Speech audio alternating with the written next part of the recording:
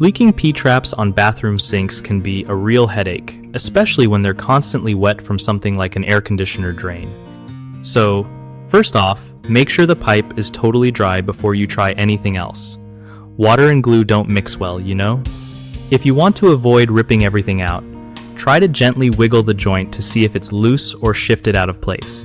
If it feels loose, carefully take it apart just enough to clean off the old glue and dirt.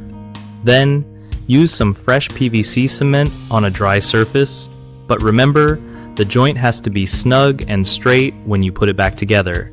Twisting it while wet glue is on can cause leaks. Also, don't over-tighten the cleanout cap. Just hand tight is usually enough because too much pressure can crack the fittings or cause misalignment.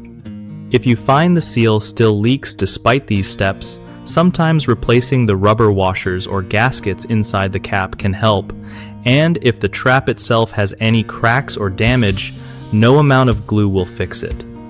You'll need a new one. Lastly, keep in mind that since your air conditioner constantly drains water through this trap, check it regularly for leaks and buildup.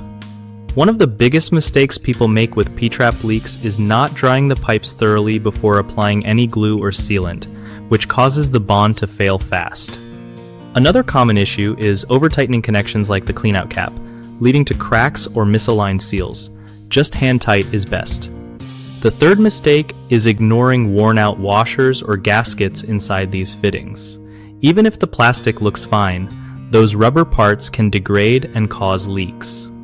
To fix these, always dry pipes completely before gluing, tighten caps by hand only, and replace any washers that look old or cracked during repairs.